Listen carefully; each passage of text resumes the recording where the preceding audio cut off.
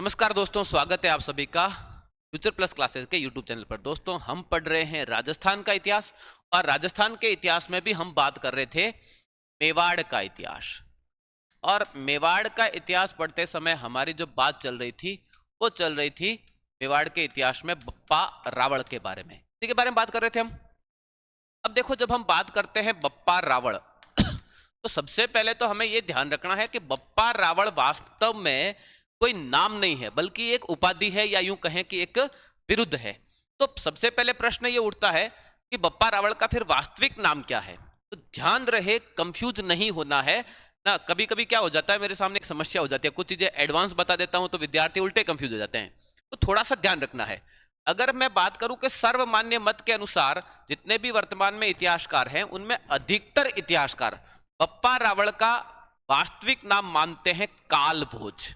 वास्तविक नाम मानते हैं कालभोज। लेकिन यहां पर ध्यान रखना, कभी आपसे पूछ ले कि वीर विनोद के अनुसार, एक ग्रंथ है वीर विनोद, जिसके लेखक हम सभी जानते हैं कवि राजा श्यामल दास।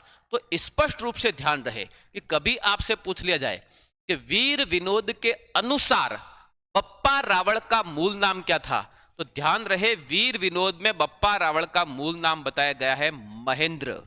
मूल नाम क्या बताया गया है? महेंद्र। इसको अच्छे से ध्यान रखोगे। डायरेक्टली प्रश्न पूछे आपसे कि बप्पा रावल का मूल नाम या वास्तविक नाम क्या था, आपका उत्तर होना चाहिए कालभोज। लेकिन कभी आपसे घुमा के प्रश्न पूछ ले और ग्रंथ का नाम दे दे या विद्वान का नाम दे दे, तब आपका उत्तर वही होना चाहिए, है ना।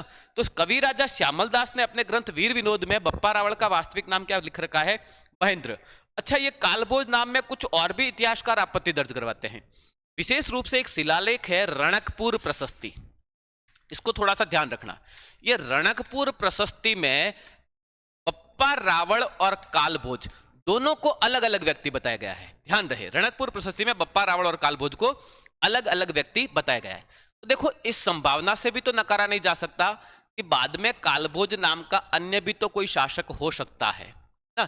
एक ही नाम के 2 शासक 3 शासक भी हो सकते हैं, उसमें भी कोई बड़ी बात नहीं है। लेकिन हमें एग्जाम की दृष्टि से ध्यान रखना है। प्रश्न पूछा जा सकता है कि किस शिलालेख में बप्पा रावल और कालभोज को अलग अलग व्यक्ति बताया गया है। तो ध्यान रहे, रणकपुर प्रशस्ति में बप्पा रावल और कालभोज को अलग अलग व्यक्ति बताया गया है।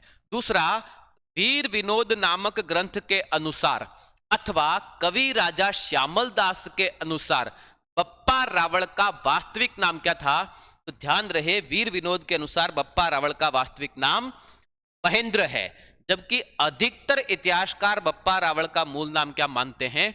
अधिकतर इतिहासकार बप्पा रावल का मूल नाम कालभोज मानते हैं। क्लियर? बप्पा रावल, ध्यान रहे कि इसी को मेवाड़ का वास्तविक संस्थापक कहा जाता है। अब मैंने आपको पहले भी बताया था कि जब आपसे पूछा जाए कि मेवाड़ में गुहिल वंश का संस्थापक कौन है, तो आपका उत्तर होना चाहिए गुहादित्य। लेकिन अगर आपसे प्रश्न पूछे कि मेवाड़ में गुहिल वंश का वास्तविक संस्थापक कौन है, तब आपका उत्तर होना चाहिए बप्पा रावल। या यूं भी पूछा गया एक बार एग्जाम में कि मेवाड़ के किस शासक को प्रथम ऐतिहासिक पुरुष कहा जाता है, तो प्रथम ऐतिहासिक पुरुष भी कौन है? प्रथम ऐतिहासिक पुरुष भी बप्पा रावल है।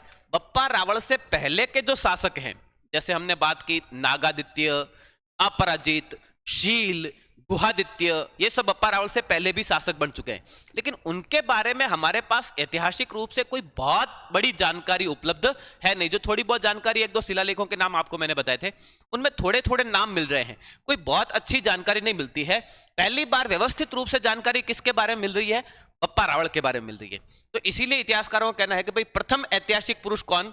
बप्पा रावल। वास्तविक संस्थापक कौन? बप्पा रावल। तो ये थोड़ा सा ध्यान रहे। जबकि आपसे सीधा सीधा संस्थापक पूछ ले तो आपका उत्तर होना चाहिए गुहादित्य। वास्तविक संस्थापक पूछ ले तो आपका उत्तर होना चाहिए बप्पा रावल।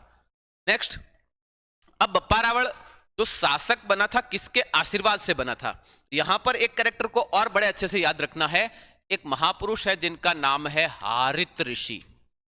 ये हारित ऋषि कौन है? हारित ऋषि नाथ संप्रदाय के ऋषि थे। ध्यान रहे, इनका संबंध किससे था? नाथ संप्रदाय से था, है ना। तो यहां से भी प्रश्न बनते हैं मेवाड़ में सर्वप्रथम नाथ संप्रदाय के बारे में प्रमाण, तो नाथ संप्रदाय के बारे में प्रमाण बप्पा रावल के काल से ही मिल जाता है।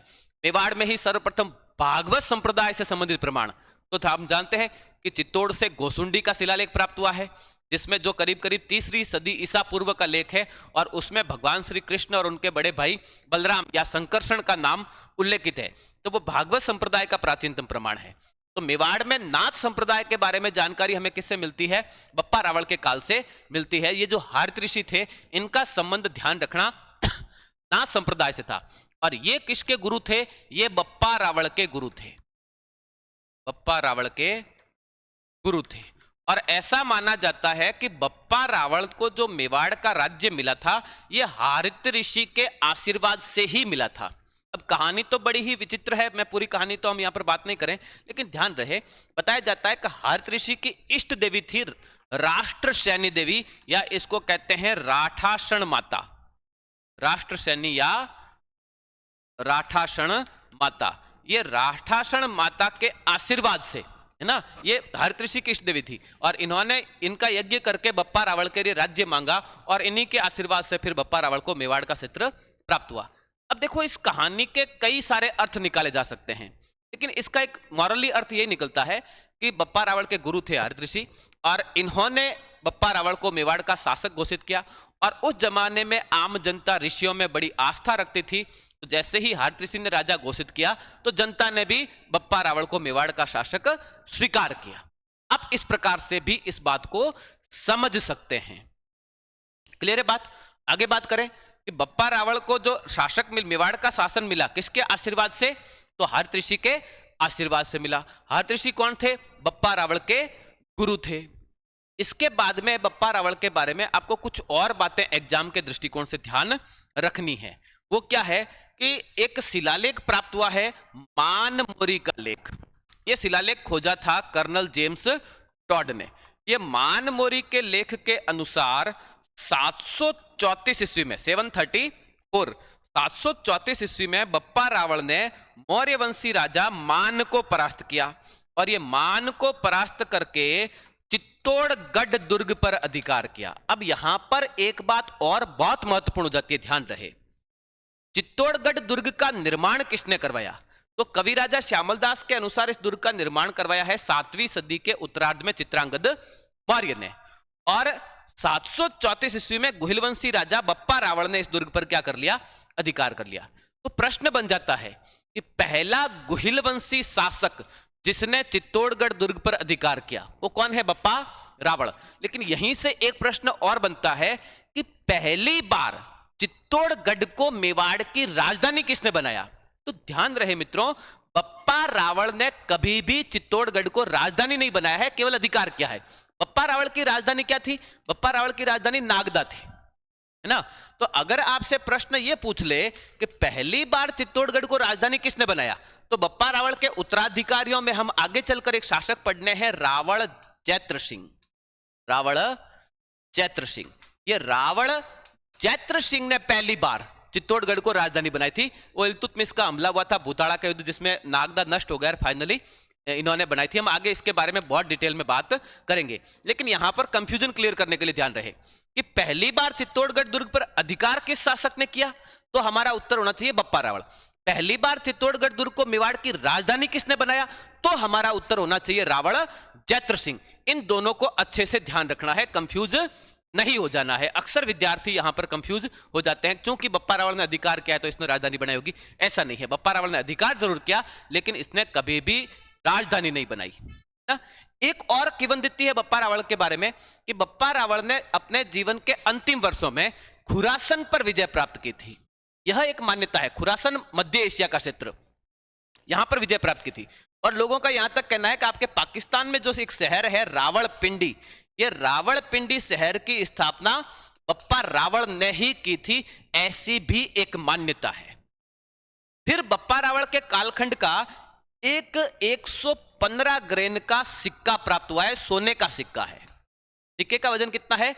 115 ग्रेन। ये क्या है? एक स्वर्ण सिक्का है, सोने का सिक्का है। और इसी आधार पर इतिहासकारों का कहना है कि बप्पा रावल राजस्थान का पहला राजपूत शासक था जिसने सोने के सिक्के जारी किए। ना। तो जो सोने का सिक्का मिला है, कैसे पता चले कि वो बप्पा रावल का सिक्का है? तो इसके सिक्के के एक पहलू पर तो लिखा हुआ है बप्प, बाष्प, और दूसरे पहलू पर इस प्रकार के त्रिशूल वगैरह के चिन्ह बने हुए हैं। तो हम सब जानते हैं कि बप्पा रावल के या मेवाड़ के कुल देवता कौन है? शंकर भगवान है, एकलिंग जी है, और एकलिंग जी के आशीर्वाद से ही मेवाड़ में सब कुछ होता है। तो जाहिर सी बात है, अगर बप्पा रावल ने ही तो एकलिंग जी के मंदिर का निर्माण भी किसने करवाया है? ये हरऋषि के सम्मान में एकलिंग जी का मंदिर जो है वो कहां पर है, इसको भी ध्यान रखना, कैलाशपुरी। एकलिंग जी का मंदिर कहां है? कैलाशपुरी। और यहां पर इस मंदिर का निर्माण किसने करवाया है? बप्पा रावल ने। कभी प्रश्न यह भी पूछ लिया सकता है कि भाई जो एकलिंग जी का मंदिर है इसका निर्माण बप्पा रावल ने किसके सम्मान में कराया? तो अपने गुरु हारित ऋषि के सम्मान में करवाया था। और वर्तमान में एकलिंग जी हम सब जानते हैं मेवाड़ के क्या है? कुल देवता हैं। और हम सब जानते हैं, मैंने पहले भी बात की थी, मेवाड़ के शासक स्वयं को शासक न मानकर एकलिंग जी को मेवाड़ का शासक मानते हैं, और अपने आप को तो एकलिंग जी का दीवान कहते हैं, प्रधानमंत्री कहते हैं।